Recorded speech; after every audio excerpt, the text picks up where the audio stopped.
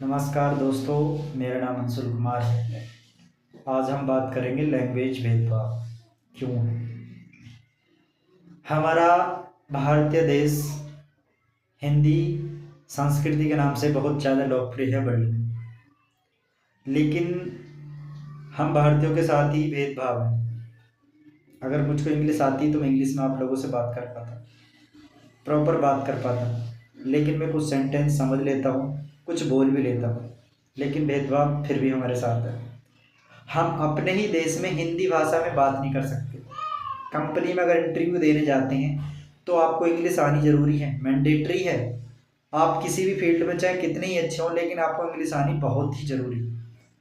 अगर इंग्लिश इतनी ही इम्पोर्टेंट थी तो हमारे देश में हर नागरिक को, जो कि टीचर आज पढ़ाते हैं, प्राइमरी टीचर सरकारी में भी पढ़ाते हैं, तो वो कभी इंग्लिश नहीं सिखाते, कभी सिखाते ही नहीं, कभी बताते ही नहीं कि इंग्लिश आपके लिए कितनी मैंडेटरी है, इंग्लिश में आपको बोलना ज़रूरी है।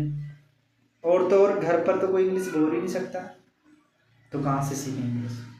इंग्लिश की वजह से आज कम से कम 50% स्टूडेंट बेरोजगार हैं। वो समझ सकते हैं लेकिन बोल नहीं सकते। मैं मोदी से गुजारिश करता हूँ, अगर हमारे ही देश में हमें हिंदी में बात कर तो भाई शर्म आए, या किसी ऑफिस में हम जॉब के लिए जाते हैं, अगर हिंदी में हम इंटरव्यू देते हैं तो हमारा जॉब सैलरी पैकेज कम रहता है। अगर हम वही इंटरव्यू इंग्लिश में देते हैं तो हमारा जॉब सैलरी पैकेज हाई हो जाता है। तो ये तो लैंग्वेज भेदभाव है ना।